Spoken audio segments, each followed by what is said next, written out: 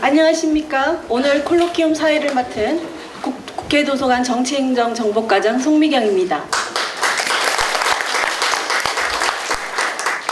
지금부터 국가전략정보 활용을 위한 종합국력평가라는 주제로 국회도서관과 박수영 의원실이 공동 주최하는 제7차 국가전략 콜로키움을 시작하겠습니다. 오늘 콜로키움은 온라인으로도 실시간 중계되고 있습니다. 먼저 진행 순서를 말씀드리겠습니다. 이명우 도서관장님과 박수영 의원님의 환영사가 있고 본격적인 콜로키움이 시작됩니다. 박수영 의원님께서는 국회 일정으로 인해 이 자리에 참석하지 못하게 되어 영상으로 환영사를 보내주셨습니다. 이 점 양해 부탁드립니다. 토론이 끝나면 여러분과 질의응답이 있으니 자유롭게 참여해 주시는 분위기를 조성해 주시면 좋겠습니다. 자, 지금부터 이명우 국회도서관장님의 개사가 있겠습니다.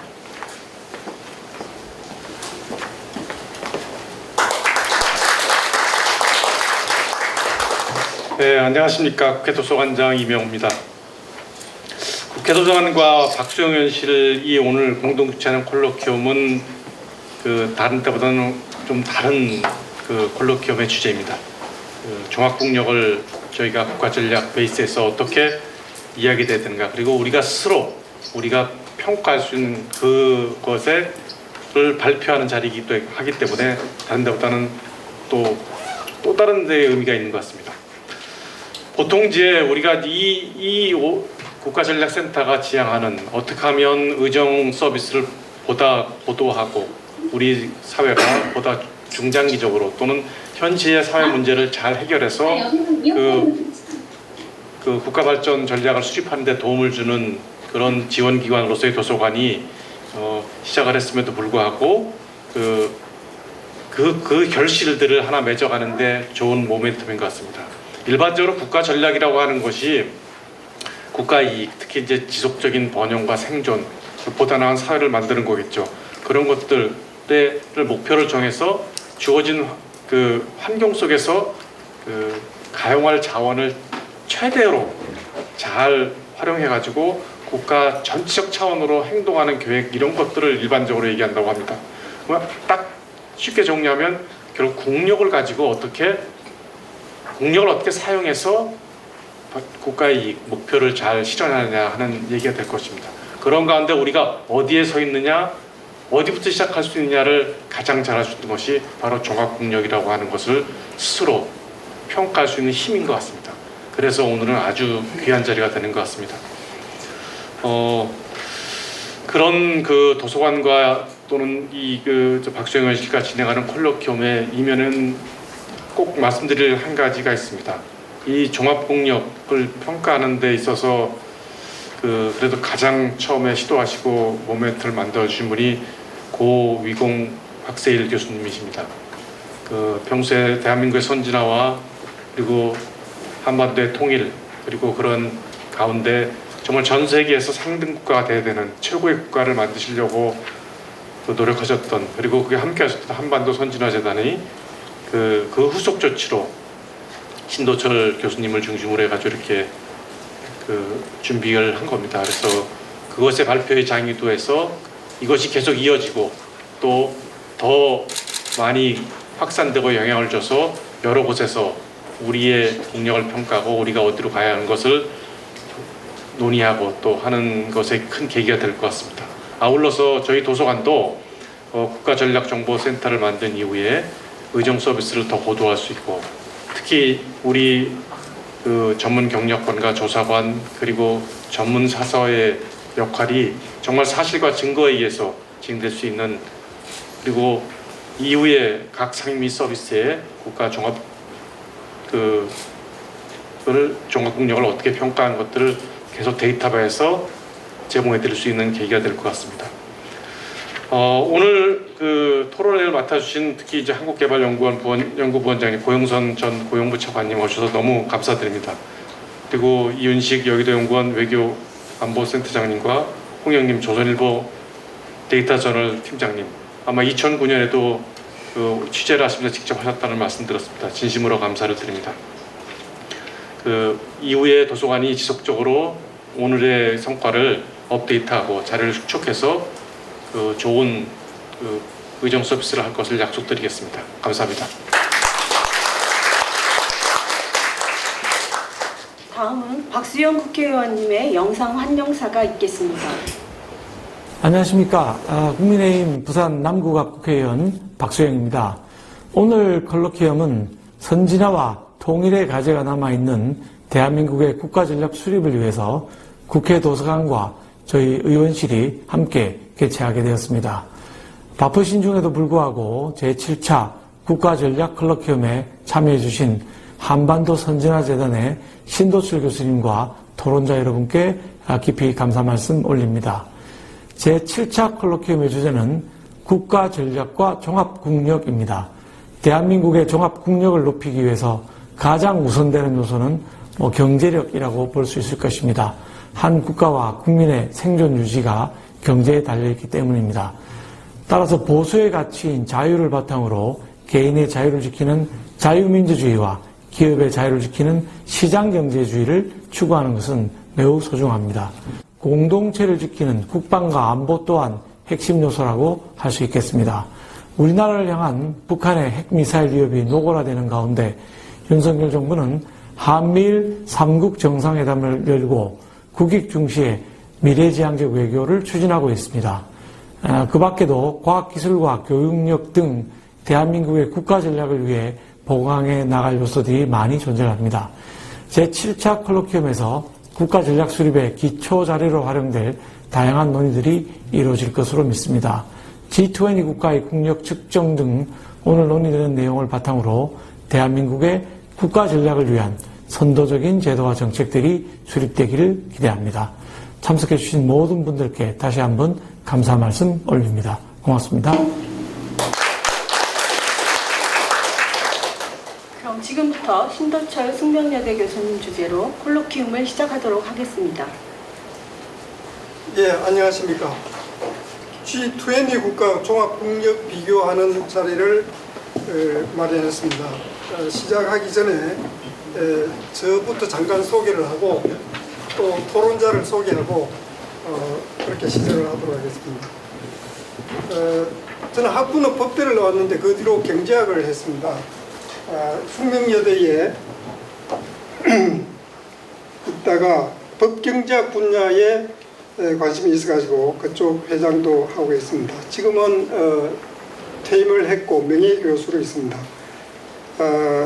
그 다음에 토론자로 바로 옆에 계신 분은 이윤식 여의도연구원 외교안보센터장이십니다. 삼성경제연구소에서도 근무를 하셨고 통일연구원에서도 계셨고 지금은 국민의힘 통일위원회 위원으로도 계십니다.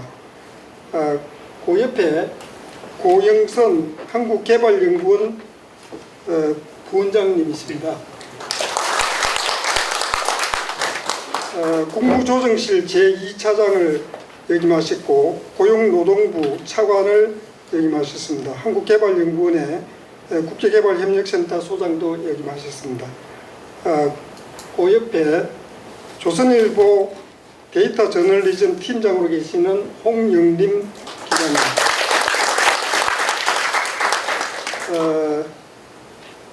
계속 조선일보에 계셨던 걸로 알고 있는데 그동안에 국민대학교 견임교수도 역임하시고 우리 국력 비교하고는 상당히 인연이 깊으신 분입니다. 조금 이따가 이제 이야기를 하겠습니다만 2009년에 처음으로 한반도 선진화재단에서 종합국력 비교를 한 적이 있는데 조선일보 그때 젊은 기자로 계시면서 아주 잘 정리를 해주시고 아주 크게 기사화했습니다. 좀 늦었지만 지금이라도 또 감사드립니다. 네. 자, 그러면은 페이지를 이걸로 넘기는 게 낫겠죠.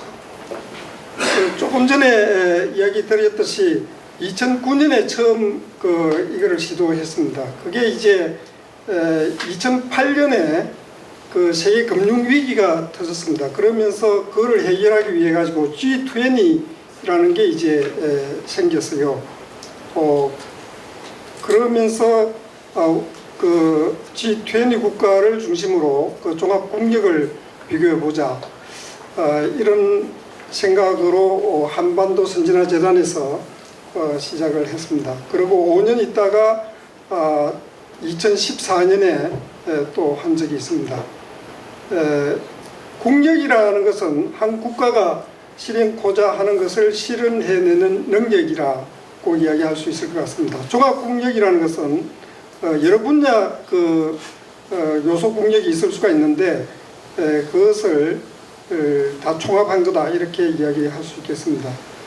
그 G20라면은 거기에 그 EU가 들어가 있습니다. 그런데 이 국가별로 비교를 해야 되기 때문에 그 EU는 제외하고 대신 우리나라하고 뭐 여러모로 좀 사이즈나 비슷한 스페인을, 유럽 국가 중에 그 스페인을 넣었습니다. 그래서 우리가 이제 20개국을 비교하게 됐습니다.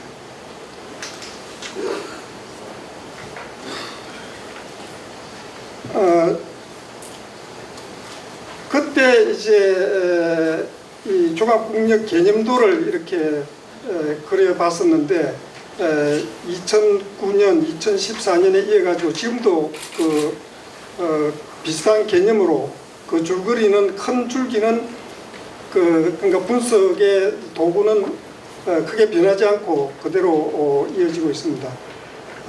국토, 인구 이런 것을 이제 기초국력이라고 하고, 크게 종합국력을 하드파워, 소프트파워 이렇게 나누었습니다. 기초국력도 이제 하드파워에 들어가는 걸로 해가지고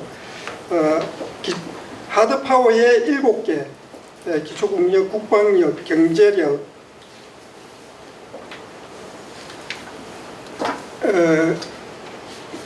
교육력, 과학기술력, 정보력, 환경관리력, 이렇게 7개로 하드파워를 구성한다, 이렇게 봤고, 국정관리력, 정치력, 외교력, 문화력, 사회자본력, 변화대책력, 대처력, 이것을 6개를 그 소프트파워를 구성한다, 이렇게 봐가지고 각각에다가 그 가중치를 두어가지고 그 각 요소 국력의 점수를 구한 다음에 그것을 가중평균한 것, 그것이 종합국력이다, 이렇게 봤습니다. 2009년도에 그 아까 잠깐 이야기 드렸습니다만 조선일보에서 크게 보도를 했습니다. 그 여기 이제 종합적으로 이렇게 하고 또 하드파워 분야, 소프트파워 분야 이렇게 해가지고 3면에 걸쳐가지고 크게 다루어줬습니다. 2014년에 그 언론에서 크게 보도는 안 됐지만은 2009년하고 이렇게 비교를 하고 여기 종합으로 하고 소프트파워, 하드파워, 소프트파워, 또 2009년하고 국력 순위가, 우리나라 국력 순위가 어떻게 변했는지 이런 것을 그때 보도 세미나를 한 적이 있습니다. 근데 이때는 이제 그 책으로 이렇게 내 가지고 다산 출판사에서 출판을 한 적이 있습니다. 이번에는 국회 도서관에서 그 여러모로 지원을 많이 해주셨습니다. 그래서 지금 보도도 조금은 되는 것 같고 그 책도 물론 우리가 이번에 다시 내려고 그럽니다.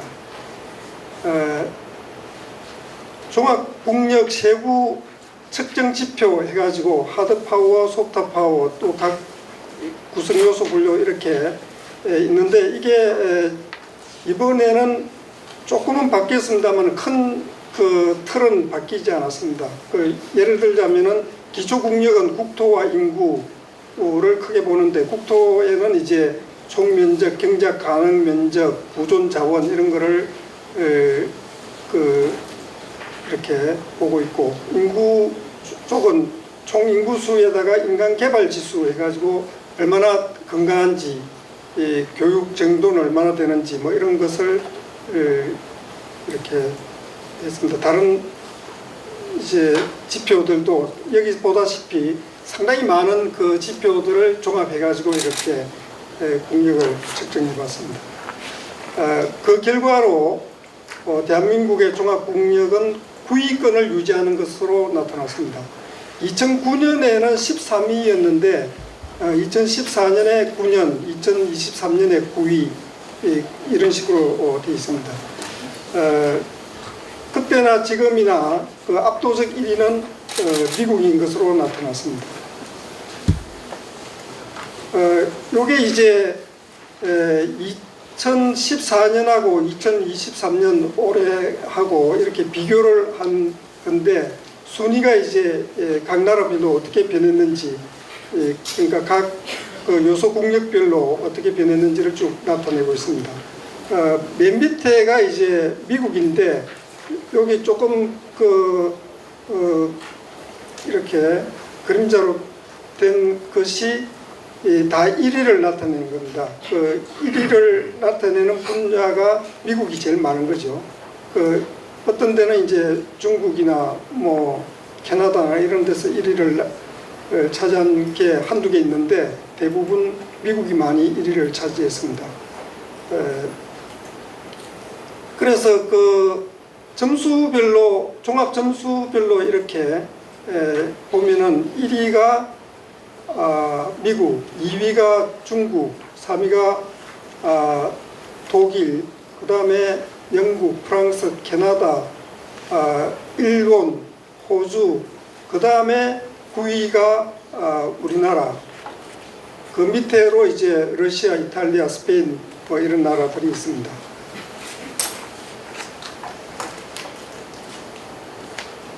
그 우리나라 국력의 그 좀 특징을 보면은 2014년 한 10년 전에 비하면은 여러 분야에서 그 순위 상승을 보였습니다.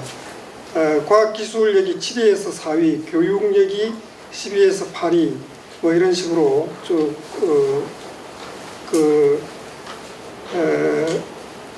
8개 부분에서 순위가 상승한 것으로 나타납니다. 국방력은 5위였는데 이번에도 5위였습니다. 그 다음에 기초국력은 14위에서 15위. 이게 이제 순위가 낮은 게 워낙 국토가 좁고 해가지고 그런 데서 또 인구도 뭐 인도, 중국 뭐 이런 데 비하면 훨씬 적고 그러니까 순위가 좀 낮은 것으로 나타났습니다. 사회자본력이 경제력이 12위에서 12위로 이렇게 좀 뒷걸음질 쳤고, 사회자본력이 그때도 15위로 낮았는데 17위로 더 낮아졌습니다. 변화대처력이 6위에서 8위. 그래서 사회자본력 이 부분을 사실 좀 끌어올릴 필요가 있다 앞으로 그런 생각이 듭니다. 나중에 토론에서 이 문제를 좀 지적해 주는 분도 있을 걸로 생각을 합니다. 그 다음에 소프트 파워보다는 하드 파워가 좀 더 강한 걸로 그렇게 나타났습니다. 2014년에 하드 파워가 10위였는데 지금은 6위로 이렇게 올랐고, 소프트 파워가 11위에서 9위로 이렇게 올랐지만은 그래도 이제 여전히 하드 파워가 지금 6위고 소프트 파워가 9위니까 조금 순위가 더 높은 걸로 그렇게 나타났습니다.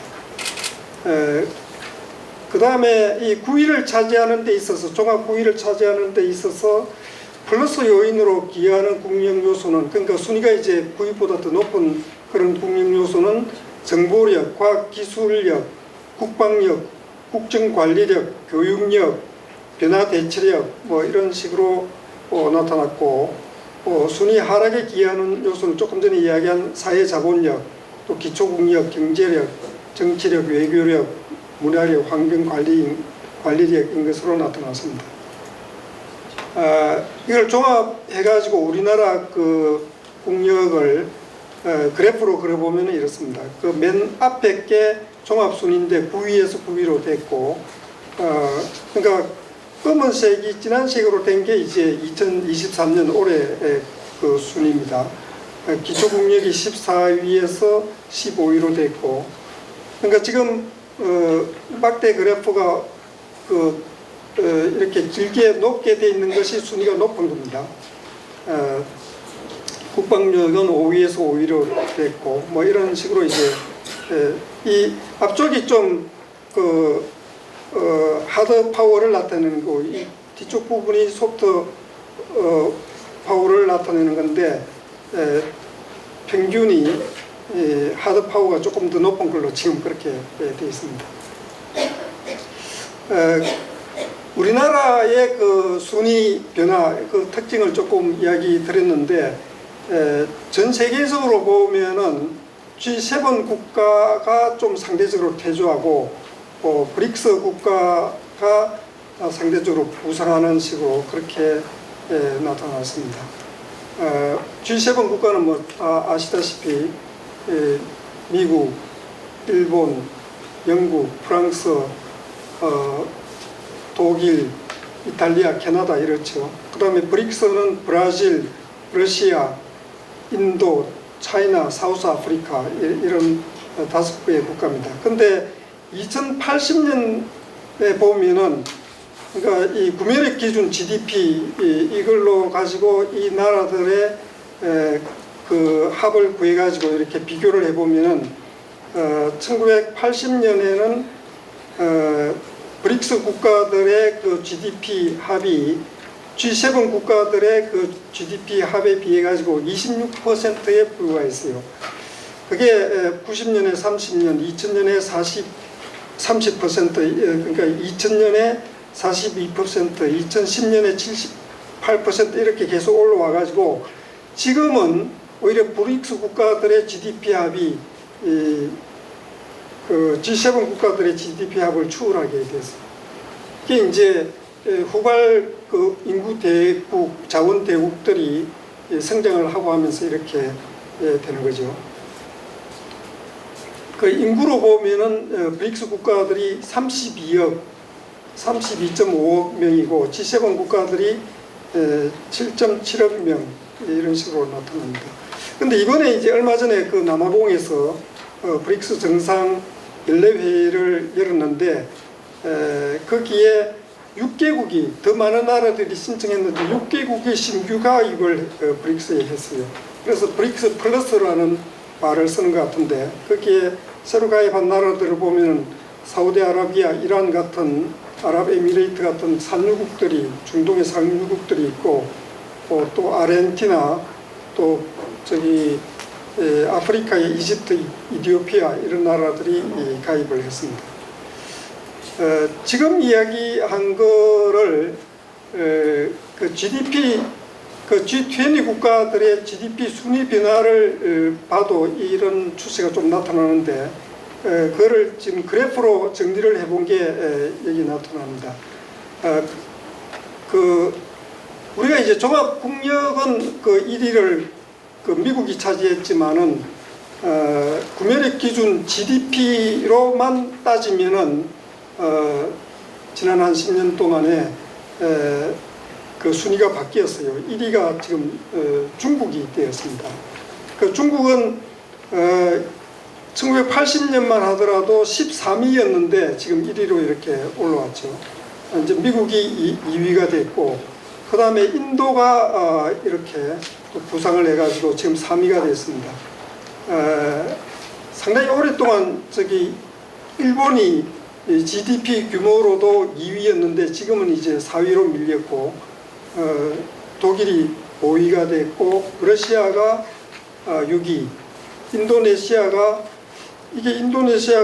1980년만 하더라도 19위였는데 지금 이제 7위로 이렇게 부상을 했습니다. 그 다음에 브라질, 그 다음에 영국, 그 다음에 10위가 프랑스, 터키가 요 최근에 갑자기 크게 부상을 했어요. 그래서 11위가 됐고 이탈리아가 12위,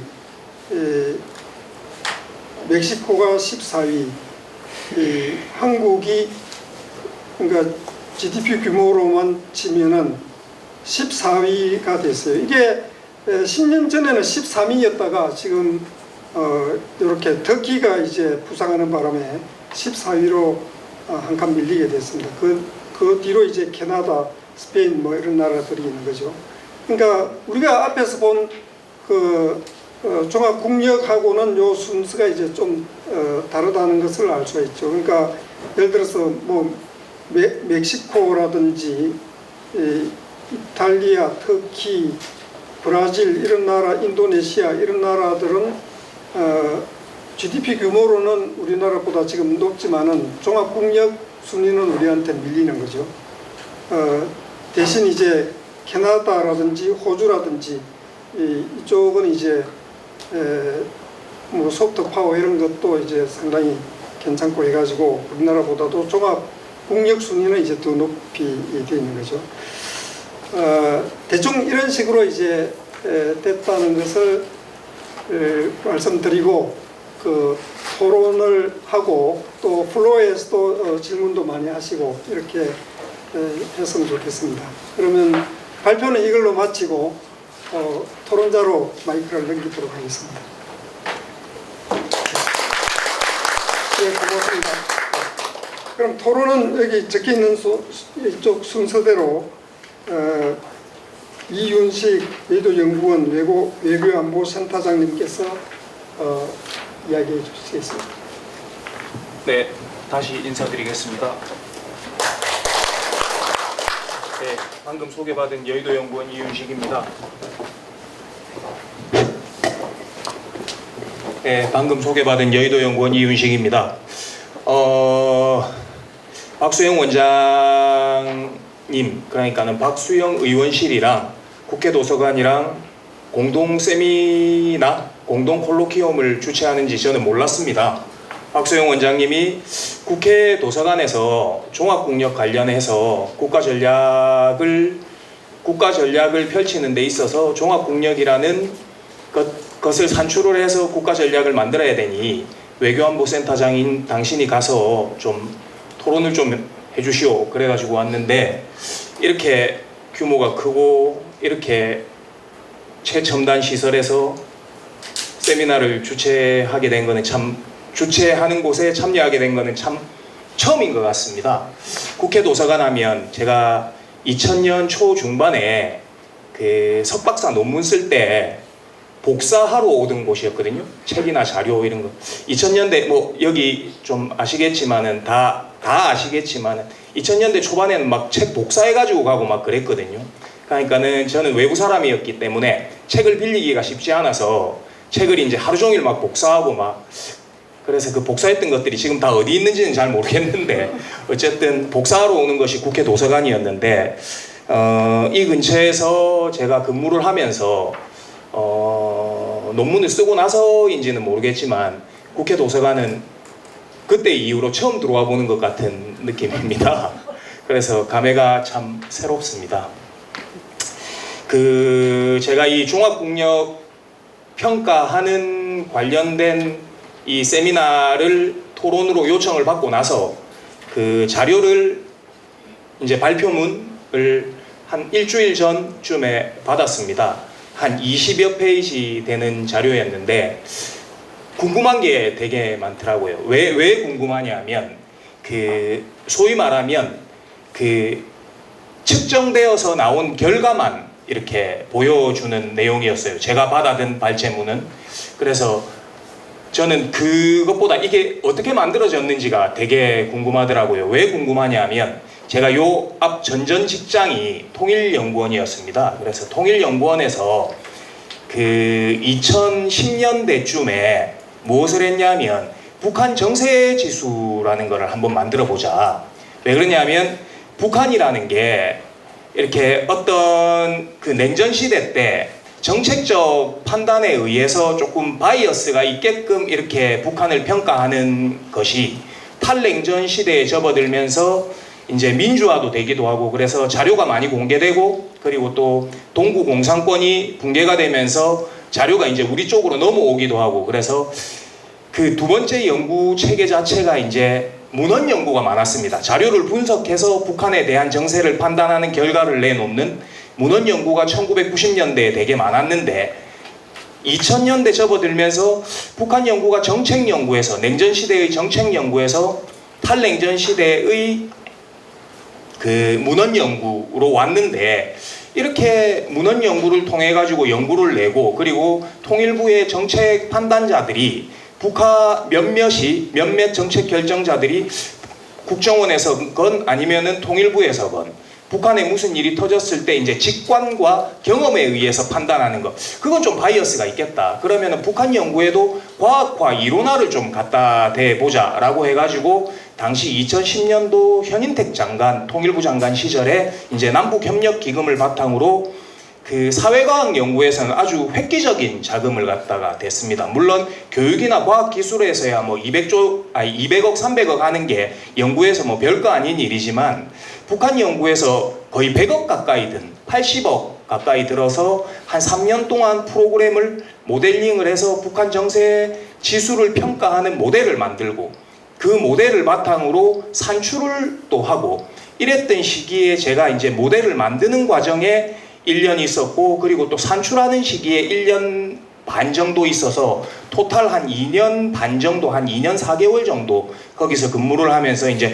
북한 정세지수 사업을 모델링할 때 만들었던 그런 기억과 고민들이 있어서 한 20페이지를 받아들고는 너무 궁금한 게 많더라고요. 그래서 제가 발제 여기 토론문에다가는 코멘트 뭐 질문 그리고 뭐 향후 과제 뭐 이렇게 제안 뭐 이렇게 드리기는 했지만 저한테 주어진 시간이 한 10여 분 정도 되는데 질문을 조금 몇 가지 드려보는 걸로 그렇게 하겠습니다. 당시에 북한 정세지수를 만들면서 제일 고민됐던 게 모델을 하면서 제일 고민됐던 게 크게 4가지였습니다. 첫 번째가 뭐냐면 이 북한 정세지수가 3가지 지수로 이루어져 있어요. 3가지 꼭지로 북한의 불안정성을 평가해서 북한의 위기가 어떻게 올 건가를 갖다가 평가를 하고 그러면은 북한이 위기가 왔으니 그 다음번은 어떻게 될까 체제 전환 이렇게 해서 불안정성 지수, 위기 지수, 체제 전환 지수라는 게 있었는데 불안정성 지수 모델은 만들었고 위기 지수로 적용을 해보고 체제 전환은 이제 결국 이제 좀 정권이 바뀌면서 이제 중단이 됐다고 하더라고요. 이후에 그랬는데 체제 전환은 두더라도 북한의 위기가 왔을 때 우리가 어떻게 대응해야 되는지 그 다음에 북한의 불안정성이라는 것을 어떻게 볼 것인지 그리고 불안정성을 평가하고 나서 위기가 왔을 때 우리가 어떻게 대응해야 될지를 그 한 6개 분야에 한 50여 개의 지표와 118개의 측정 항목으로 이제 측정을 했습니다. 그랬는데 제일 큰 고민이 뭐였냐면 지표 선정의 기준이었습니다. 그러니까 50여 개의 지표를 선정할 때 어떤 게 더 중요하고 어떤 게 덜 중요하고 그리고 어떤 게 프라이어리티가 있고 어떤 게 조금 후순위로 밀릴까. 예를 들어서 북한의 불안정성을 측정할 때 그 당 간부들 간의 이렇게 다툼? 이거는 권력 구도의 변화이기 때문에 상당히 큰 반면에 북한의 또 불안정성을 갖다가 볼 때 그 교육, 북한에서 뭐 초, 중고생이 교육받느냐, 교육받지 않느냐, 그 다음에 북한이 이동의 자유가 있느냐, 없느냐, 이런 거는 조금 덜 중요했거든요. 그래서 그 중요도를 결정하는 게 상당히 중요했습니다. 지표의 중요도. 무엇이 더 중요하고 무엇이 덜 중요할까? 예를 들자면, 최고 지도자의 그 건강 상태. 이런 거는 북한에 있어서 진짜 중요한 거거든요. 그래서 거기에 웨이트를 얼마나 줄 것인가.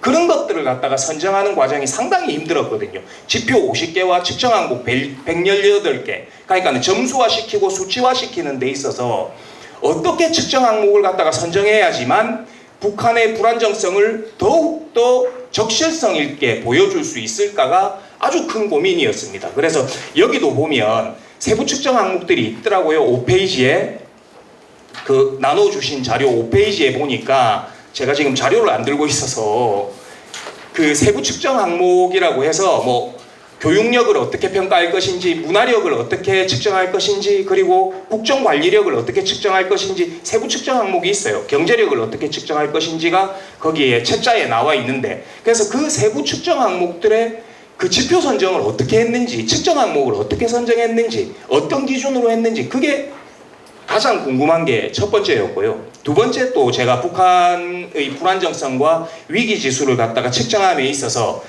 또 가장 큰 고민, 두 번째 큰 고민이 뭐였냐면 118개의 측정 항목을 들고 우리는 한 5가지, 6가지 정도의 방법론을 썼습니다. 경제 성장률 같은 거 있잖아요. 이런 거는 나와 있는 수치잖아요.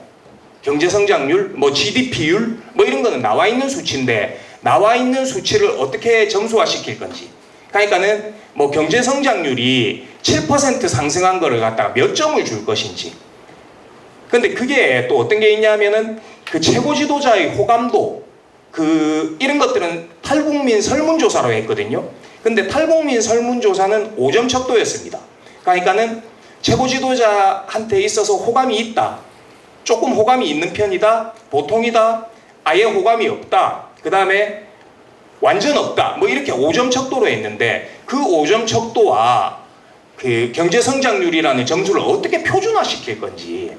표준화시켜서 점수를 갖다가 여기는 뭐 0점부터 100점까지 했다고 한다면 그 9위가 되려고 하면 그 경제력과 국방력과 문화력과 그 과학기술력과 교육력과 이런 것들을 갖다가 어떻게 하나의 표준된 척도로 측정을 해서 점수화 시켰는지.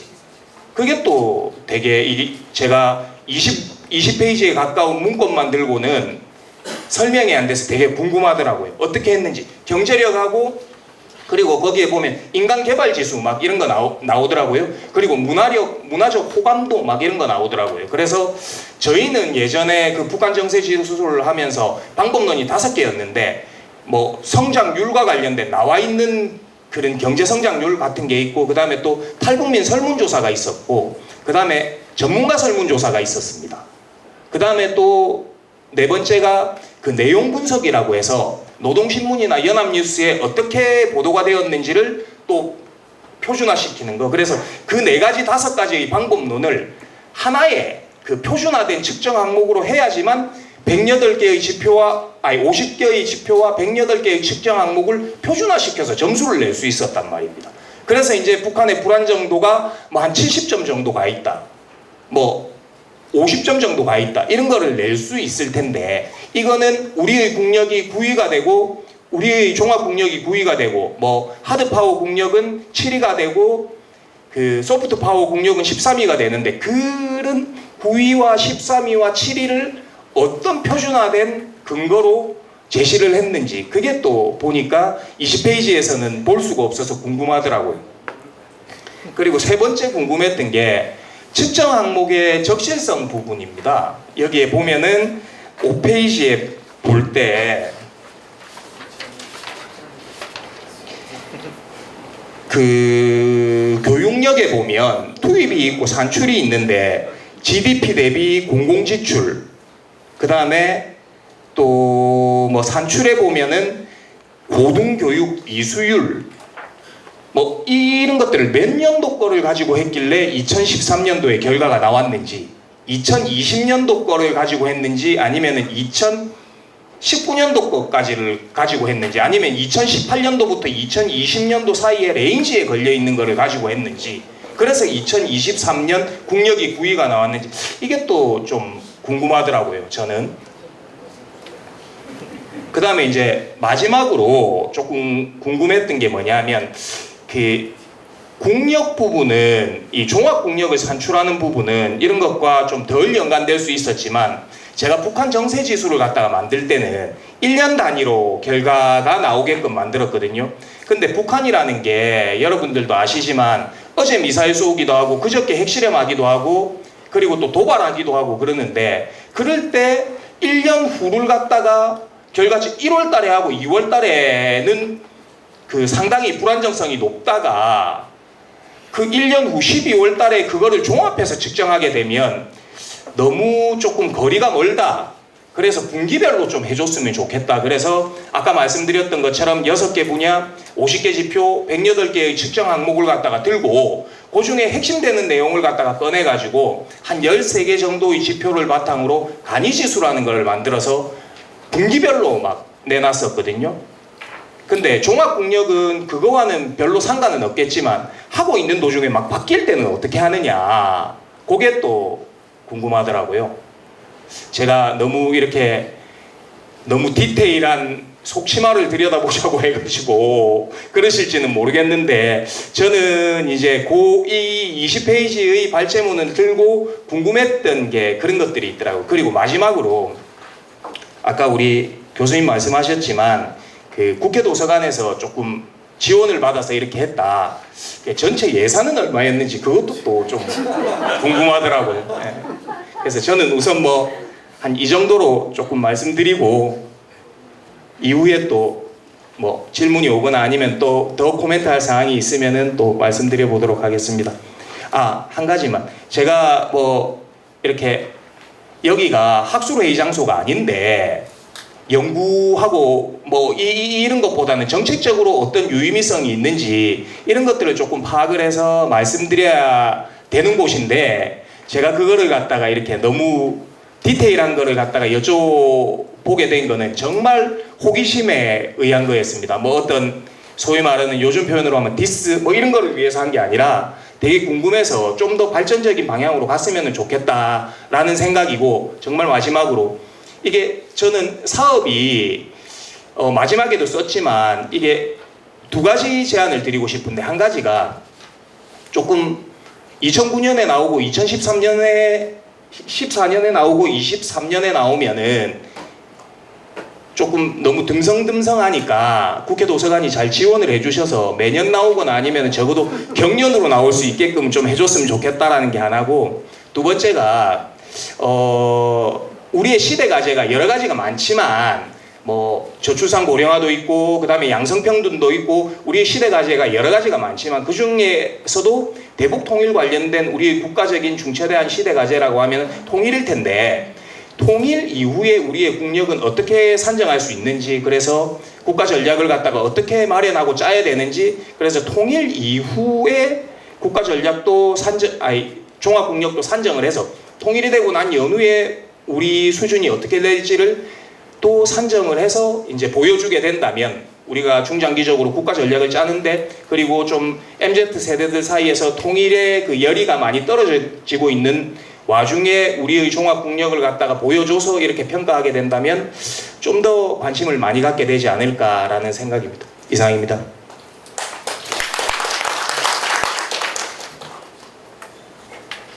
네, 첫 번째 토론대로 오늘 간단히 말씀을 드리겠습니다. 먼저 오늘 이런 의미 있는 자리에 저를 불러주신 우리 이명우 국회 도서관 관장님과 모든 분들께 감사를 드립니다.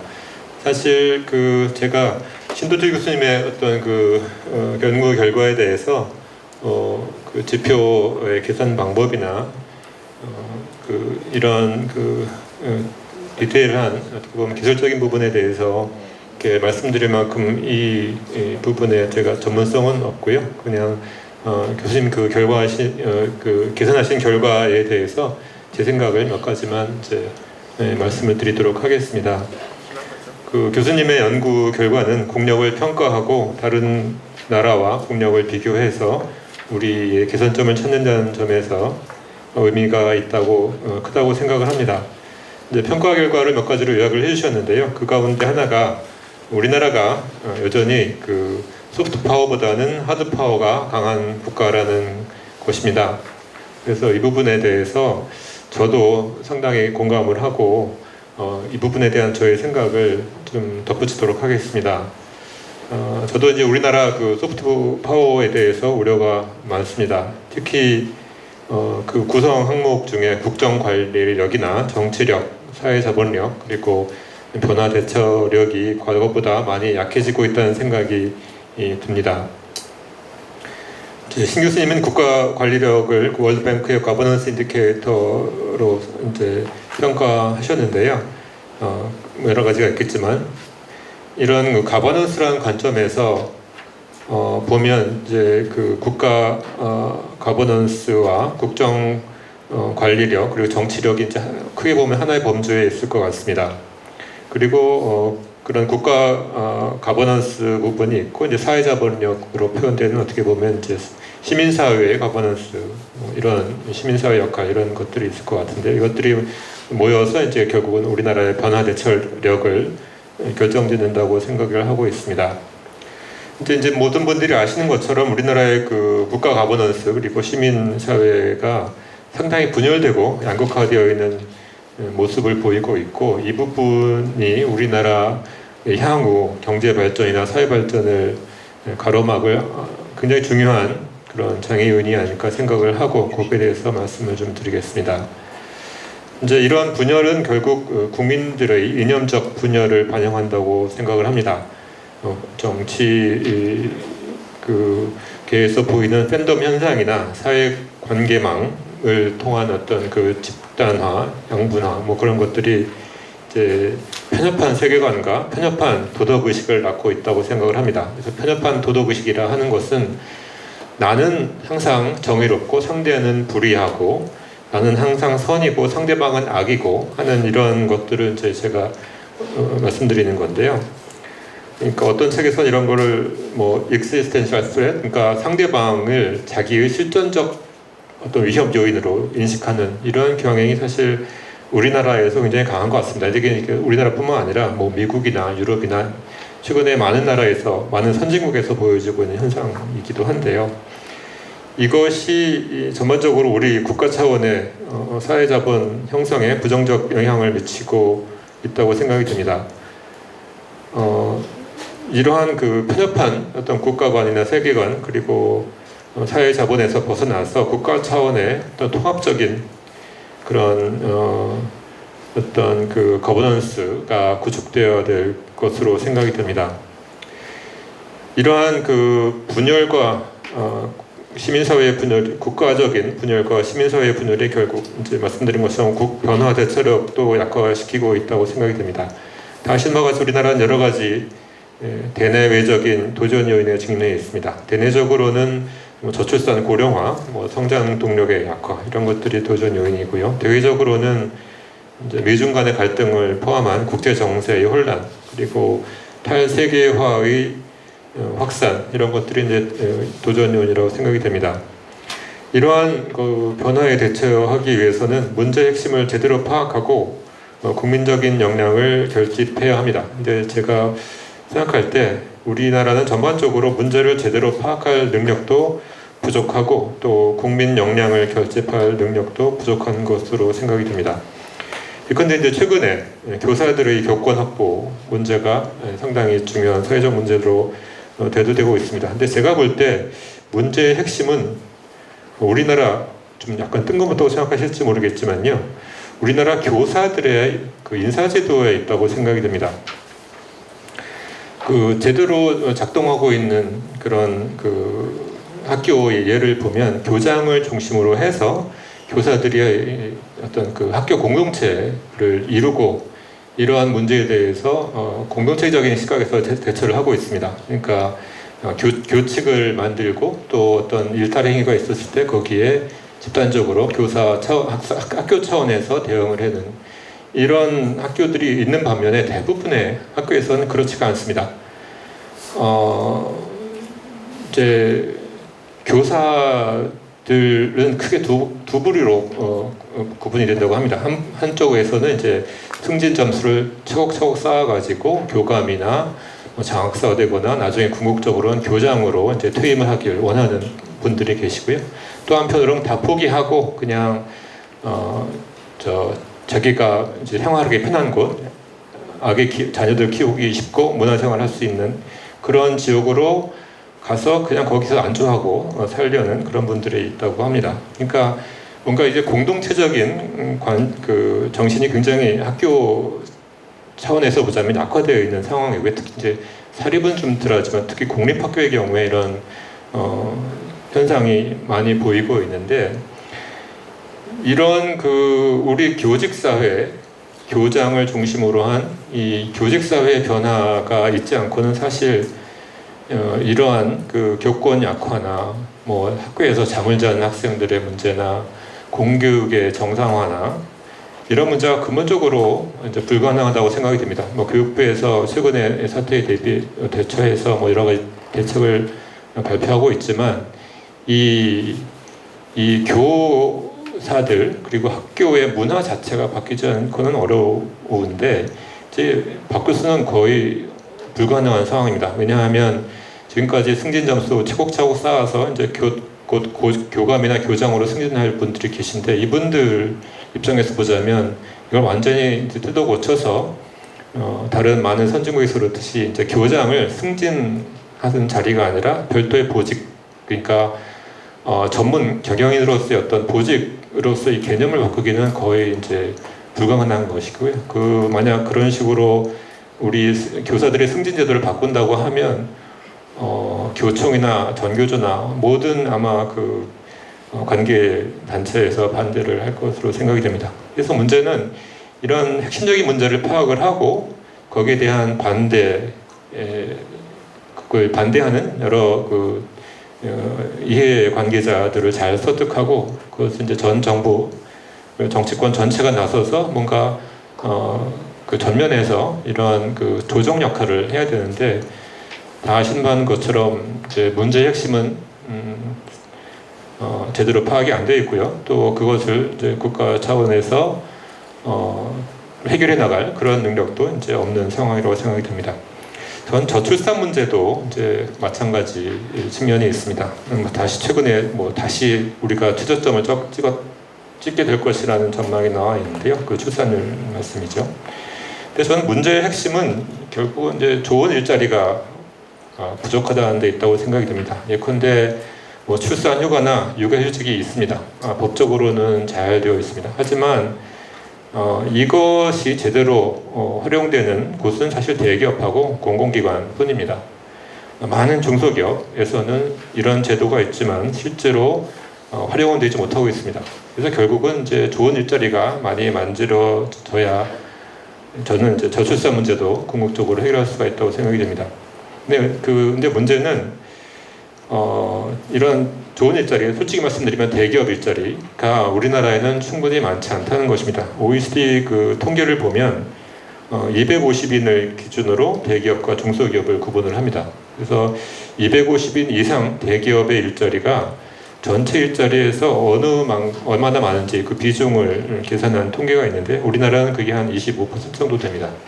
그러니까 4분의 1 정도의 근로자가 대기업에 있고 4분의 3 정도는 이제 중소기업에 있는 거죠. 근데 독일 같은 경우에는 이 비율이 25%가 아니라 60%입니다. 그러니까 과반수의 그 일자리가 사실은 대기업에 있는 겁니다. 그러니까 우리가 독일을 중소기업의 천국이라고 하지만 사실은 중소기업이 아니라 중견기업, 전 세계를 대상으로 수출을 하는 이제 역량 있는 기업들이라고 생각이 됩니다. 그래서 우리나라도 대기업 일자리를 늘려야 된다고 저는 생각을 합니다. 물론 이제 기존 대기업뿐만 아니라 기존에 있는 중소기업들이 성장할 수 있도록 이제 여러 가지 제도적인 또 정책적인 노력을 기울여야 할 텐데 문제는 우리나라의 경우에 대기업에 대한 사회적 반감이 굉장히 크다는 것입니다.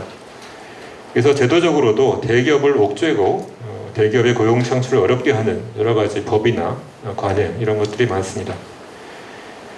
이런 문제 여러 가지 대책을 저출산 고령화 대책을 세우지만 결국은 민간에 좋은 일자리가 만들어질수록 하는 것은 대기업을 키우는 것이다 라는 관점에서 문제의 핵심을 파악하고 이것에 대한 사회적 동의를 얻고 기존의 이런 법이나 제도를 고쳐나갈 필요가 있다고 생각이 되는데 이 이슈에 대해서도 사실은 상당한 그런 사회적 이견이 있는 상황입니다. 정부 부분에 대해서도 저는 이제 어떤 우리가 문제의 핵심을 좀 파악할 필요가 있다고 생각이 됩니다. 요즘 사무관들이 일을 시키면 3뇨라고 그러죠. 이걸요? 제가요? 왜요? 하면서 상사한테 토를 단다고 하는데요. 사실 이거를 저는 젊은 사람들이 잘못됐다고 그들을 탓할 일은 아니라고 생각이 됩니다. 저도 정부에서 몇 년 일을 해봤지만 솔직히 말씀드리면 우리 정부는 그러니까 역대 정부 지금까지 계속된 어떤 그 행태, 특히 최근이라 하면 이제 지난 한 10년, 20년간 좀 커지고 있는 행태는 뭔가 하면 지시를 잘못 내린다는 겁니다. 위에서 아주 상층부부터 중상층부까지 아래 사람들한테 일을 시킬 때 제가 볼 때는 좀 즉흥적이고 단편적인 어떤 지식을 가지고 일을 시키는 경우가 굉장히 많습니다. 그리고 솔직히 말씀드리면 국회의원님들도 그런 행태가 적지 않은 것으로 저는 이제 생각이 듭니다.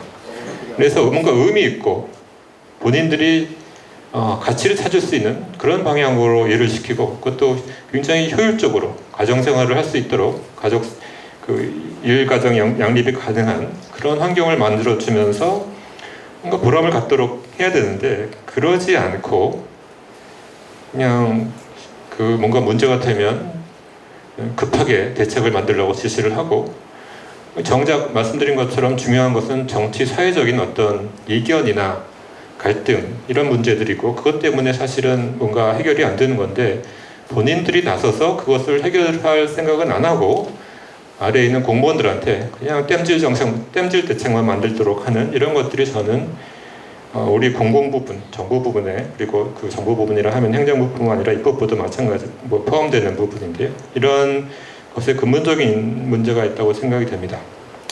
그래서 간단히 다시 요약을 하자면 이제 소프트 파워가 상당히 취약한 상황이고 특히 그 중에 이제 국정 관리력이나 정치력, 사회적 권력, 변화 대책력 같은 것들이 저는 문제라고 생각이 되는데요. 이것들은 사실 서로 이제 연관이 된 그런 것들이 있고요.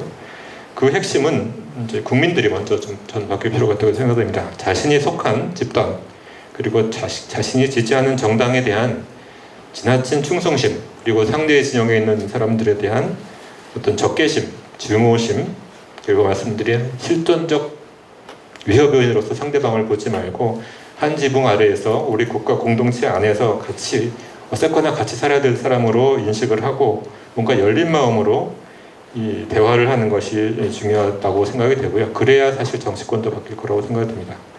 그렇게 해서 뭔가 우리 이 국가사회의 정치력이 되살아나서 복잡한 이해관계를 국가적 관점에서 합리적으로 조정해야만 앞으로 우리가 급변하는 대외 환경에 대내외 환경에 제대로 대처할 수 있을 것이고 궁극적으로는 우리의 그 국력도 커질 것이 아닐까 그렇게 생각을 합니다. 네, 이상 토론을 마치겠습니다. 감사합니다.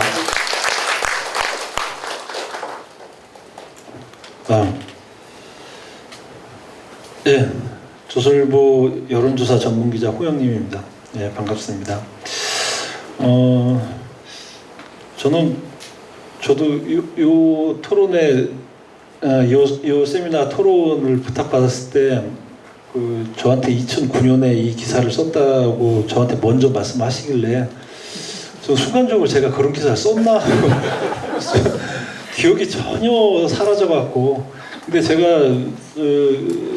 사실은 여론조사 전문기사 서베이와 관련된 그 기사를 주구장창 쓰는 사람이기 때문에 이거는 서베이가 아니라 이제 그 교수님들 학자분들이 각종 자료를 취합을 해서 어떤 지수화한 자료를 갖고 국제적 비교를 하거나 이제 그런 자료이기 때문에 저도 아까 그 신 교수님이 그 14년 전 이 PDF를 보여주시길래 저도 참 오랜만에 그 기사를 봤는데 지금 보니까 굉장히 크게 썼더라고요. 그때 아마 1면부터 해서 뭐 한 5, 6면, 뭐 한 4, 5면 뭐 이렇게 해서 한 3개 면을 거의 다 털어서 쓰고 그리고 이거 하루에 다 쓴 게 아니라 그것도 한 이틀인가 뭐 한 2, 3일 그렇게 썼을 거예요. 그리고 사실 제가 그 관련해서 제가 주로 많이 쓰긴 했지만 또 밑에 후배 기자들 한 서너 명 붙어갖고 또 여러 명이 같이 쓰기도 했어요. 지금 다시 생각을 해보니까. 근데 이제 어쨌든 제가 뭐 이쪽 그 담당이나 전문가가 아니기 때문에 사실 그때도 기사 쓰면서 많이 공부를 하면서 쓴 거고 이번에 그 14년 만에 다시 이 자료를 보니까 감회가 새롭던데 이제 어쨌든 뭐 이 자료를 다시 보면서 제가 느낀 거 몇 가지 간단하게 말씀드리는 걸로 제 토론을 뭐 이어가겠습니다. 어쨌든 그 당시에는 세계 13위였는데 2014년에 9위로 올라섰고 그리고 아직까지 9위를 유지하고 있다.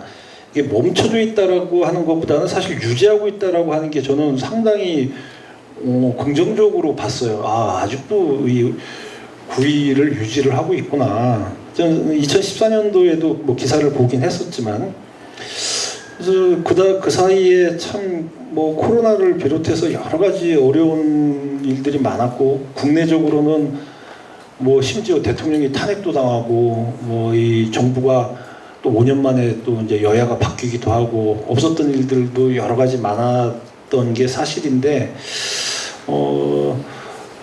그동안에 그 여러 가지 그 일들이 있었음에도 불구하고 국력 자체는 그다지 큰 영향을 받지 않았다라고 하는 거는 좀 눈여겨볼 만한 부분이다라는 생각은 듭니다.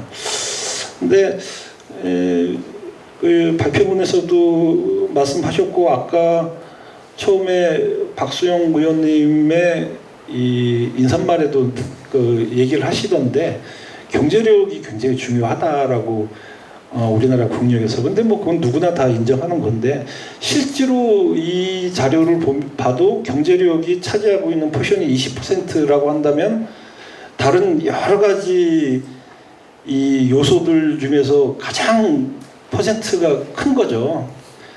이게 뭐 예를 들어서 뭐 문화력이 5%, 외교력이 10%, 교육력이 5% 그러면은 뭐 2배, 4배를 차지하고 있는 거니까 경제력이.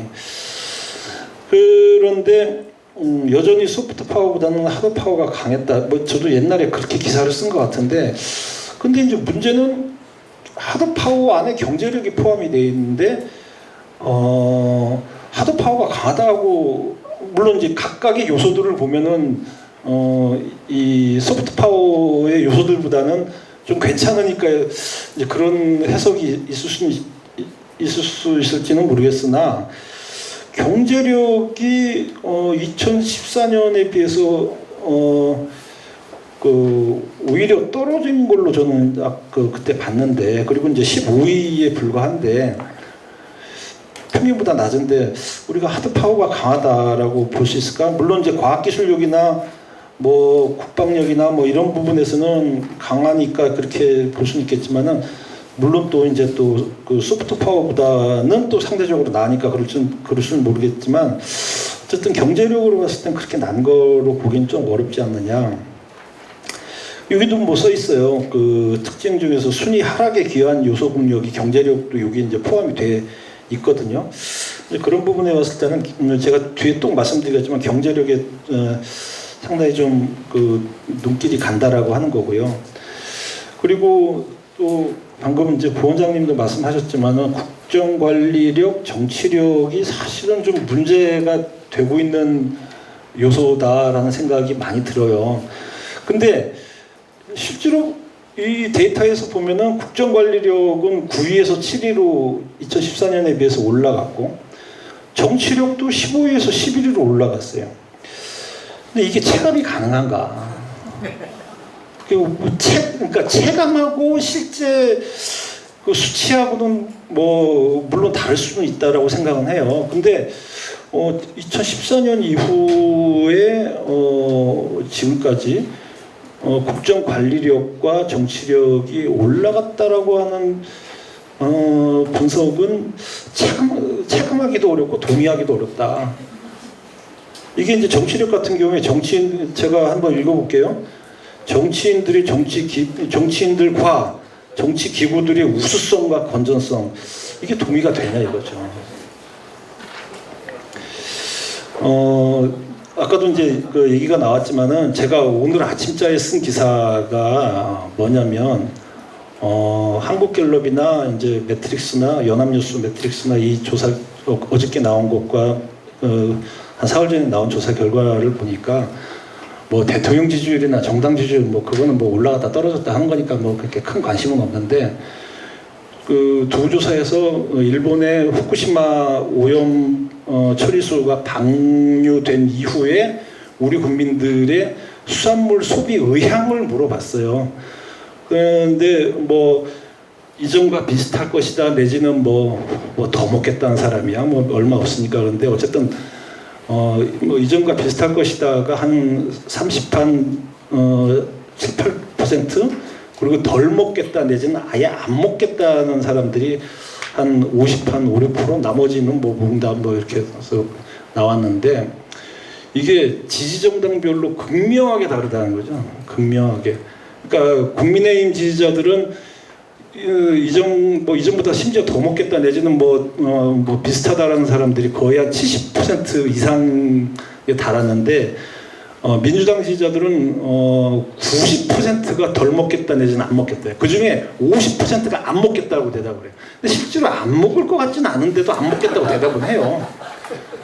뭐 이마에 뭐 어디 그 정당 지지한다고 뭐 모자 쓰고서는 수산시장 갈 건 아니니까 그렇게 이제 말씀하시는 것 같은데, 어쨌든 소비 의향으로 봐서는 징역 양극화가 뚜렷하게 나타나고 있다. 그리고 실제로도 뭐 소비의 지지 정당에 따라서 영향이 있겠죠. 근데 이제 수치로 확인해 보니까 그렇다라고 하는 거죠. 그러면 뭐 여야 할 거 없이 이러면 우리 수산업자 어민 다 죽는다고 말은 해요. 말은 하는데, 그러면 안 죽기 위해서는 어떻게 해야 되는지에 대한 그 방향과 이 행태는 완전히 다르단 말이죠. 그게 이제 말씀하신 정치 양극화가 이 정당 지지자들의 정서적인 양극화까지 연결을 준다. 저희가 올해 초에 조선일보가 신년 특집으로 조사한 것 중에서 청담동 술자리 사실이라고 믿냐 거짓말로 믿냐 물어보니까 민주당 지지자들이 거의 80%는 진실이라고 얘기하고 국민의힘 지지자들은 한 90%가 거짓말이라고 대답한단 말이죠. 실제로 지난 대선 직전에 대장동 게이트가 대장동 사건의 몸통이 윤석열이라고 생각하냐 이재명이라고 생각하냐 그랬더니 국민의힘 지지자들의 90%는 이재명이라고 대답하지만 민주당 지지자들의 한 70몇 프로가 윤석열이라고 대답했어요. 그러니까 이 양극화라는 게 이렇게 심각한데 이거의 진원지는 정치권이다. 근데 정치력이 상승했다라고 하는 건 약간 이해는 잘 안 간다라고 하는 부분이 있고요. 그리고 이제 그 다른 지수와 비교를 뭐 어쩔 수 없이 이제 그 기자로서 이 다른 세계적으로 뭐 여기서도 소개가 됐지만은 다른 지수들이 많지 않습니까? 다른 지수와는 흐름이 어떻게 다르고 또 내용도 어떻게 다른가라는 거를 이제 뭐 궁금할 수밖에 없는데 여기 잘 설명을 해주셨어요.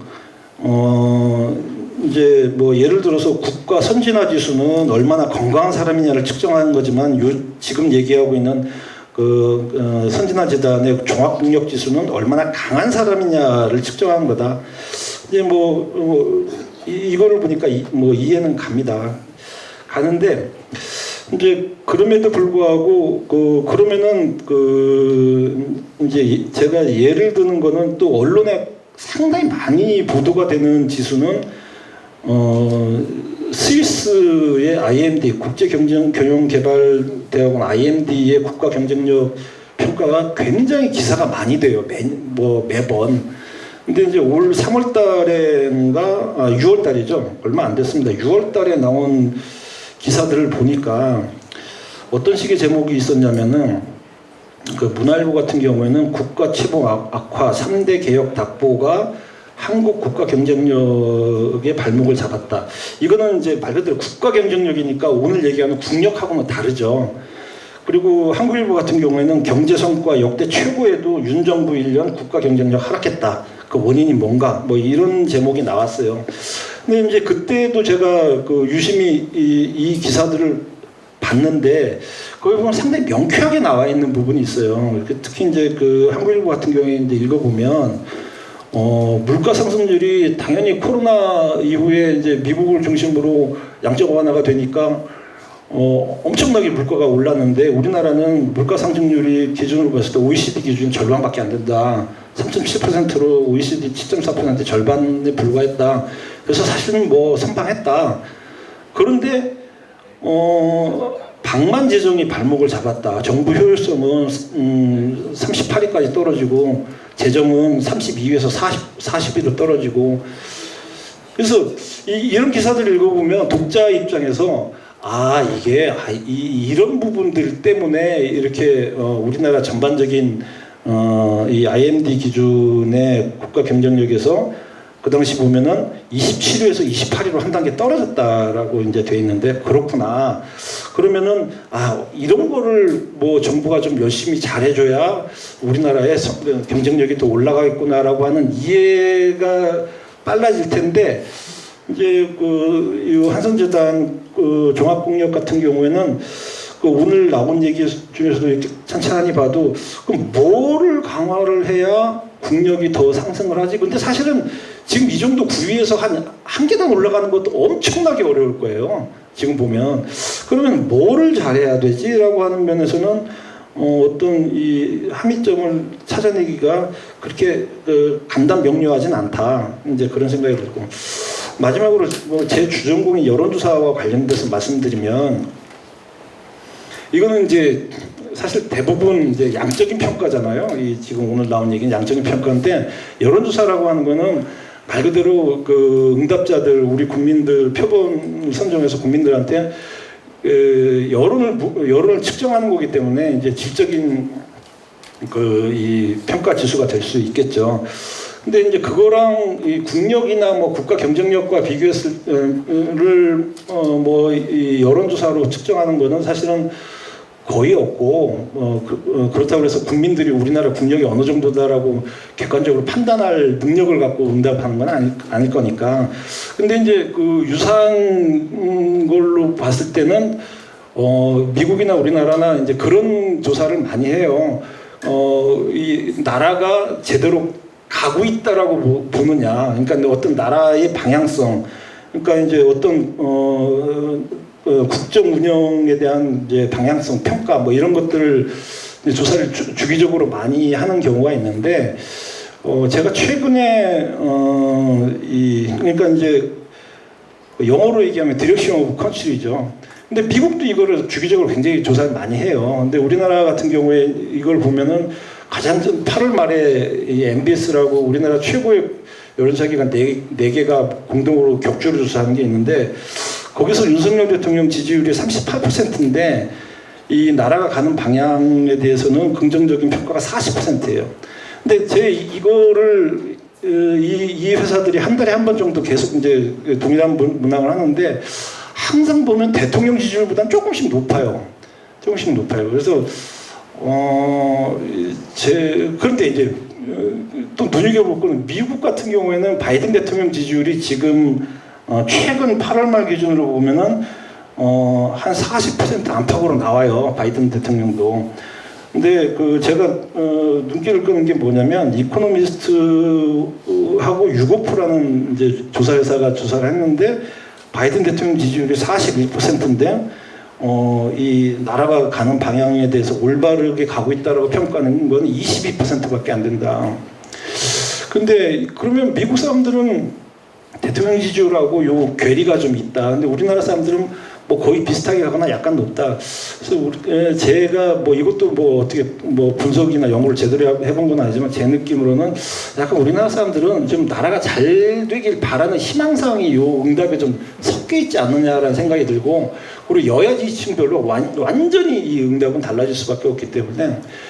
그런데 미국 같은 경우에는 이 지지 정당에 따라서 이 응답이 그렇게 다른 것 같지도 않고 상당히 좀 냉정하게 평가하는 거가 아닌가라는 그런 생각이 듭니다. 근데 제가 오늘 이 말씀을 왜 이 디렉션 오브 컨트리의 항목을 제가 말씀드리면, 이 한선재단 종합국력에서 미국이 계속 국력에서는 굳건하게 1등인데 국민들은 나라 제대로 가고 있다는 거 22%밖에 대답 안 한다 그러면은 그 괴리가 또 뭔가? 그럼 국력이 아무리 좋아봤자 국민들이 불안해하거나 아니면 불만이 있다면은 그거는 뭔가라는 느낌이 드는데, 그래서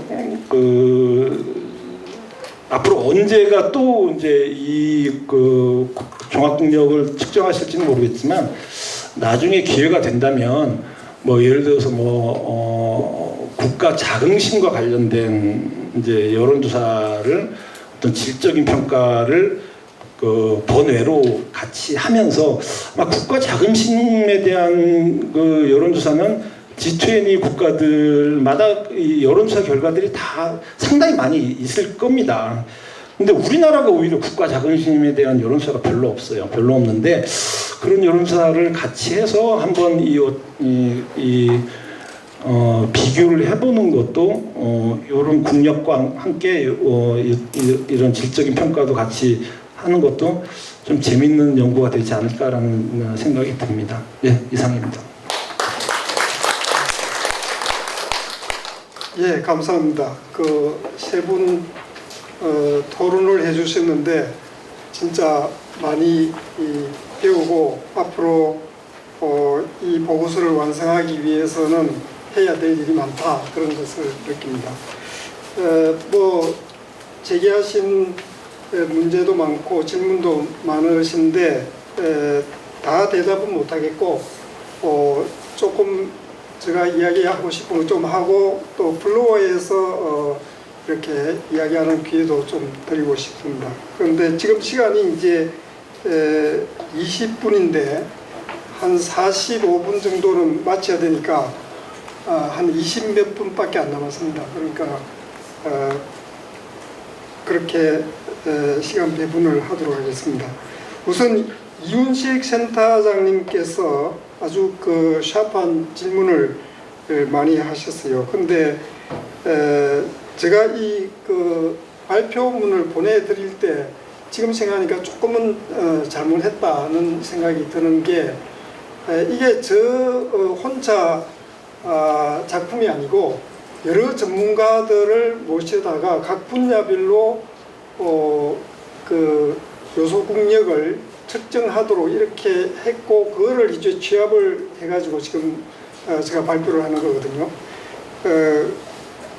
그리고 이제 발표문에는 개별 요소 국력별로 뭐 어떻게 측정을 하고 그거를 다 이제 설명할 여유가 없어가지고 그 종합 점수 순위가 어떻게 변했는지 뭐 이런 것만 이제 이야기를 했는데 그때 그 분야별로 어떤 분들이 그걸 맡았고 뭐 그런 것을 좀 이야기를 했더라면 아니면은 2014년에 이제 보고서가 나온 게 있는데 거기는 이제 지금 질문하신 거 그 지표를 어떻게 하고 뭐 그거를 나중에 이제 사실은 거기서는 각 전문가가 각 분야를 맡아가 교육력이면 교육력 뭐 국방력이면 국방력 해가지고 이제 맡아가지고 앞으로 어떤 분야에 제도 개선, 정책 개선이 있었으면 좋겠다 그런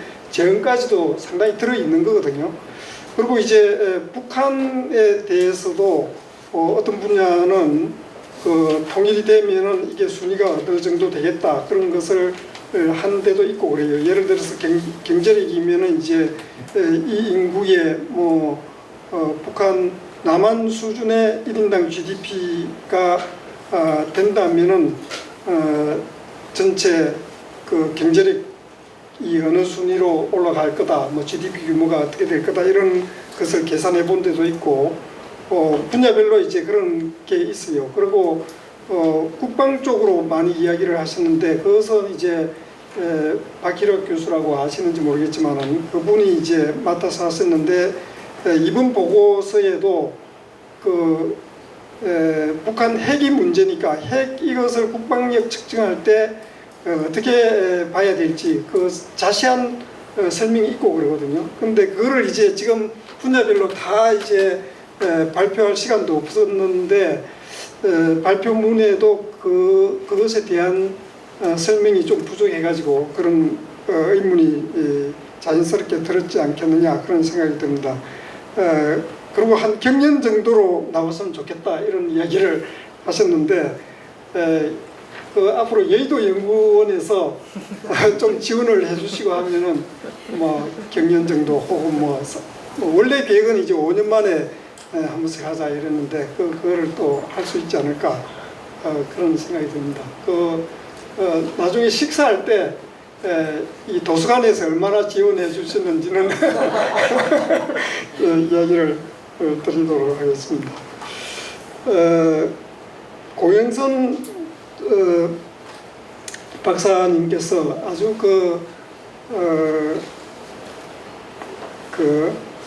분야별로 몇 가지 분야에서 이제 제도 정책 개선 방향 이런 것을 이야기를 해주셨는데 아주 저도 공감하는 부분이 많습니다. 그런 식으로 이제 특히 이제 이 소프트 파워가 부족한데 국정 관리력, 사회 자본력 이런 것을 핵심을 파악해가지고 높이는 노력이 있어야 되겠다. 전적으로 동감을 하고 근데 이제 물론 우리 보고서에도 그런 것들이 좀 있습니다만은 고 박사님의 그런 제언도 좀 더 반영되도록 앞으로 노력을 보고서 최종 보고서 만들 때는 반영되도록 그렇게 노력을 해보겠습니다. 너무 소중한 제언들 감사합니다. 그 다음에 홍영림 기자님께서 본인이 그때 엄청 참 지민도 많이 할애해가지고 하셨는데 그리고 이제 분야별로 여러 가지 지금 지적도 많이 하시고 그러는데 예를 들어서 경제력이 아까 GDP 규모만으로는 지금 14위가 돼 있는데 그게 이제 종합국력의 경제력은 지금 12위로 이렇게 돼 있거든요. 그게 이제 GDP 규모만 본 게 아니고 성장성, 안정성, 소득 분배 뭐 이런 것을 좀 봤어요. 그거를 합치니까 이제 특히 뭐 안정성 이런 인플레이션율이 아르헨티나라든지 뭐 이런 데는 엄청 높고 그러거든요. 그런 데서 점수 까먹고 그러는데 우리나라는 그런 데서 조금 성적이 괜찮아가지고 14위가 아니고 12위로 올랐다. 뭐 그런 식으로 이제 이야기할 수 있겠고 정치력 이것은 이제 또 다른 분이 그쪽 분야의 전문가가 이렇게 나름대로 평가를 하고 했는데 저도 체감하는 거는 오히려 못해지지 않느냐.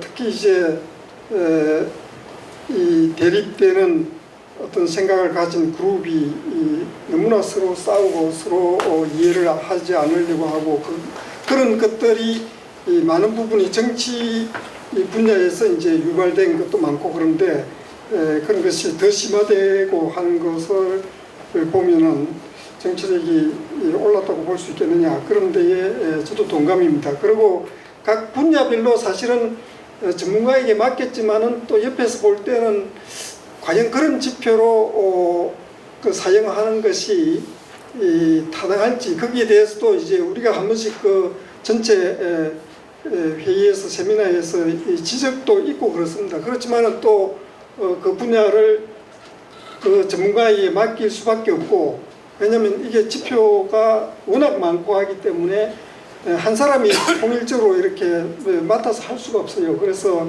맡기고 하는데 그거를 이제 종합하다 보면은 사실은 지난번에까지는 황승동 교수가 주로 종합을 많이 했어요. 그런데 이번에는 사정이 있어가지고 이제 제가 종합을 하고 하는데 저도 이제 그런 어떻게 보면 자연스러운 그런 이게 지표가 과연 바르게 선택됐다고 할 수 있는지 뭐 이런 데 대한 의문도 저도 좀 갖게 되는 분야도 있고 그렇습니다. 여튼 잘 지적해 주셨듯이 한선재단에서 사실은 종합국력 평가할 때 선진화 지수라는 것도 같이 평가를 하고 그랬어요. 그러니까 아까 말한 IMD 국가 경쟁력 지수 이런 것은 이제 선진화 지수 그것하고 이제 좀 가까운 거다 이렇게 볼 수가 있는 거죠. 그 종합국력은 얼마나 이제 힘이 세냐 이런 관점에서 뭐 군사력이라든지 경제력이라든지 이런 부분이 이제 상당 비중으로 들어가 있는 그런 거고, 국가 자긍심 이것도 어느 분야에는 좀 그 지표를 사용해 가지고 평가하는데 좀 들어가 있는 부분이 있기는 있을 거예요. 근데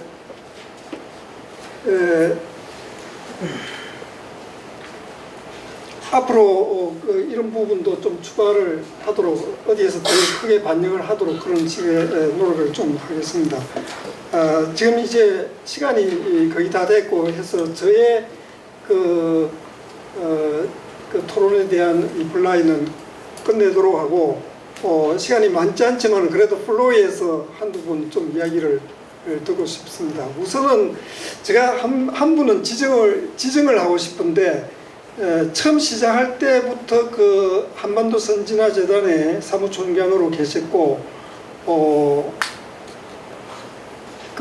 또 이번 그 토론 과정에서 처음에는 토론자로 모시려고 하다가 또 이렇게 조금 다른 분으로 모시고 한 그런 분이 계십니다. 지금 이완 교수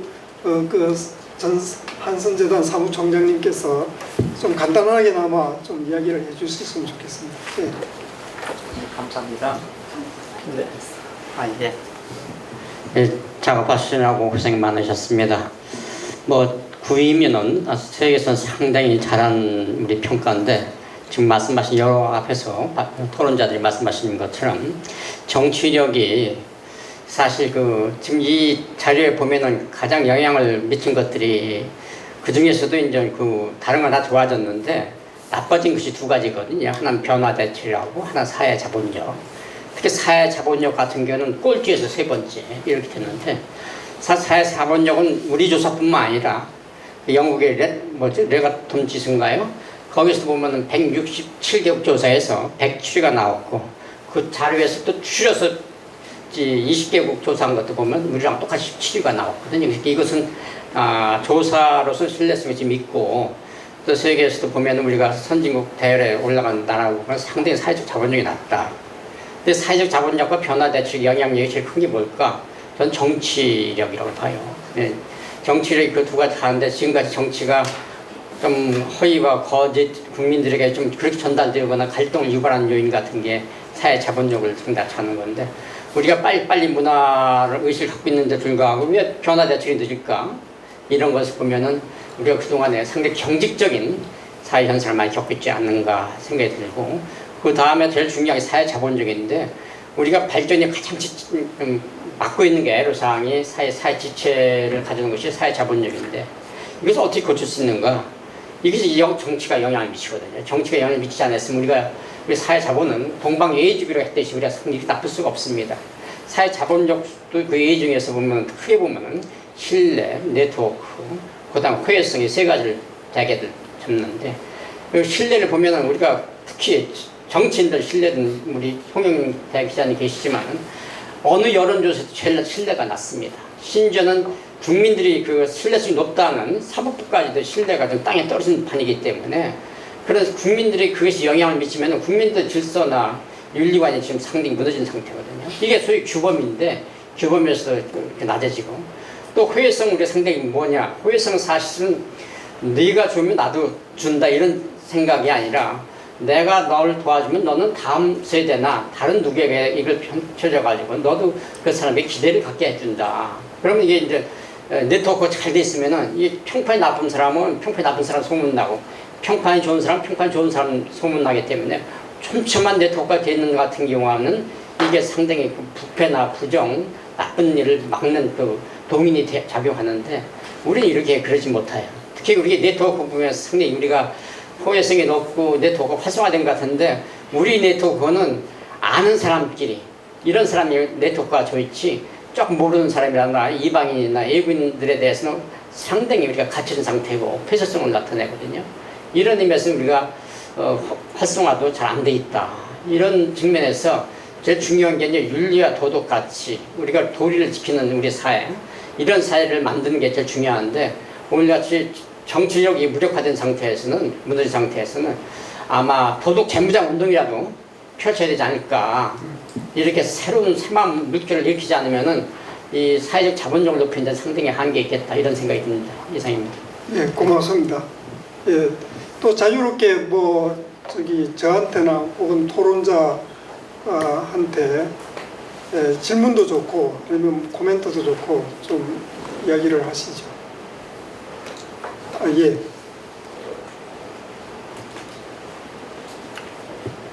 네, 안녕하세요. 저는 국회도서관의 박찬흥 조사관입니다. 오늘 이제 발표문을 듣고서 좀 많이 여러 가지를 이제 배우게 돼서 귀중한 시간 내주신데 감사드리고요. 이 발표문 보면서 궁금했던 것 좀 몇 가지 여쭤보겠습니다. 첫 번째 1페이지 그 중간 아래 개념에 대해서요. 그 종합국력의 개념에 대해 설명을 하시면서 대한민국의 종합국력은 한반도를 통일하고 통일된 대한민국의 핵심 국가이익을 추구하는 데 필요한 제반 요소 능력의 총체라고 하셨는데요. 이거는 통일된 대한민국의 어떤 이익을 실현하기 위한 그 뭐 총체적인 능력을 대한민국의 종합국력이라고 개념을 하셨는데 이건 좀 나중의 일이고 지금 조사된 지표는 분단된 현 상황에서의 그 대한민국의 국가 종합국력이니까 이건 좀 개념과 실제로 조사된 지표와는 좀 차이가 있는 거 아닌가 이런 생각이 좀 들어서 이 개념에 대해서 좀 더 보완하셔야 되지 않을까라는 생각을 했고요. 3페이지 위에 보면은 시대가 바뀜에 따라 중시되어야 할 국가 요소들과 요소들 간의 우선순위에도 변화가 불가피하다라고 말씀을 하셨는데 그래서 궁금한 거는 2014년의 그 지표와 그 현재의 지표 지금 요소들은 변화가 없더라고요. 똑같은 13개 요소 하드파워 소프트파워 똑같이 구분을 하셨는데 혹시 이번에 조사하시면서 조사의 어떤 그 지표들의 우선순위 또는 뭐 가산점 이런 것들이 차이가 있었는지 왜냐하면 14년과 23년 사이에는 뭐 국제적으로도 그렇고 국내적으로도 큰 변화가 여러 가지가 많았기 때문에 혹시 그런 변화의 가산점 뭐 지표의 우선순위 뭐 퍼센트 비율 이런 것들이 혹시 변화가 있었는지 좀 그게 좀 궁금하고요. 일단 세 번째로는 결국은 저희가 이제 종합국력을 조사하고 평가하는 이유가 이거를 아까 기자님께서도 말씀하셨지만 이걸 올리기가 아마 한 단계라도 올리는 게 굉장히 어렵다라고 말씀하셨는데 그렇다면 어떤 특정한 한 부분을 뭐 집중하기보다는 골고루 이렇게 쭉 다 올려야 될 텐데 현재 이 발표문에서 일부 언급이 되기도 합니다만 매디에서 매디로 올랐다, 매디에서 매디로 떨어졌다라는 결과만 이렇게 나와 있고 그 왜 떨어졌는지 그 지표들이 그러면 우리가 이걸 올리기 위해서는 좀 어떻게 해야 되는지에 대한 부분들은 조금 내용이 조금 적은 것 같아서 그러니까 읽는 입장에서는 그런 부분들이 좀 더 어떻게 하면 올릴 수 있는지에 대한 각각의 부분에서의 좀 보충이 좀 필요하지 않을까 뭐 이런 생각을 했습니다. 감사합니다. 네. 뭐 주로 저한테 질문하신 것 같아서 제가 간단히 이야기 드리도록 하겠습니다. 우선 개념은 이제 국력을 나라가 하고 싶은 일을 할 수 있는 능력 이런 식으로 정의를 했는데 우리나라가 앞으로 해야 될 일이 통일과 선진화다 이렇게 보면은 뭐 통일 뭐 그런 식으로 이제 우리나라 상황에 적용해서 그렇게 이야기를 한 것 같고 그 다음에 비중은 상황이 변하고 했습니다만은 거기에 대한 좀 집중적인 논의가 별로 없었습니다. 우리 연구진 사이에서. 그래서 기존에 쓰던 비중을 그냥 그대로 썼다 그렇게 말씀드리고 여튼 앞으로 개선해 나가도록 하겠습니다. 예. 또 다른 뭐 질문도 계시죠? 예. 네, 오늘 실은 제가 며칠간 이 국회 도서관에 책 출판을 위해서 자료 찾으러 왔다가 아침에 오다 보니까 이 광고가 있어서 참가했습니다.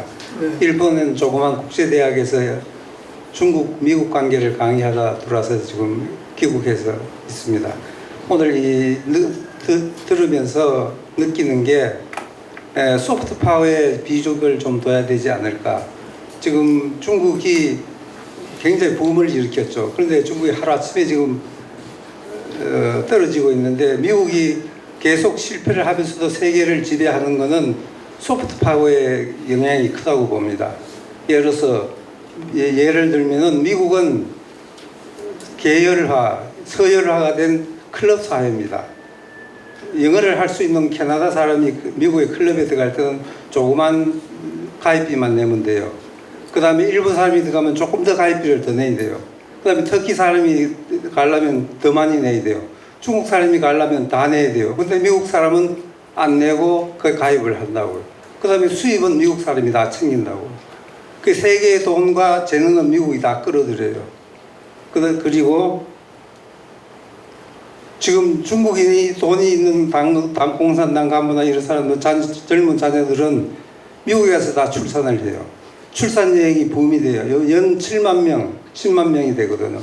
그러면 그 한 가족이 10만 불을 가져가면은 100억 불이 되는 거예요. 예, 잘 알겠습니다. 그래서 그런 의미에서 시간이 다 돼가지고 소프트 파워의 비중을 두는 게 좋지 않겠나, 정책은. 네, 알겠습니다. 그다음에 연구도 소프트 파워의 비중을 두는데 그 기초는 하드 파워에 또 둬야 되는 것 같습니다. 이상입니다.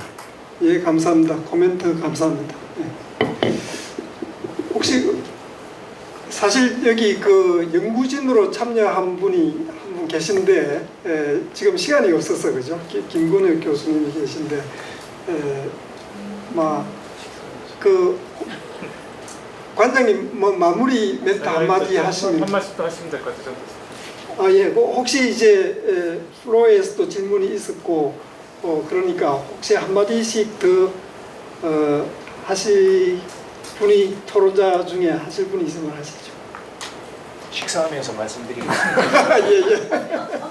지금 식사가 더 급한 것 같습니다. 혹시 예. 자, 그러면은 이것으로서 국가전략과 종합국력 행사를 마치도록 하겠습니다. 마무리 멘트는 우리 사회자님한테 다시.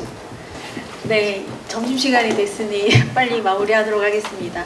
이상으로 국회도서관과 박수영 국회의원실이 공동 주최한 제7차 국가전략 콜로키움을 마치겠습니다. 참석해주신 여러분 감사합니다.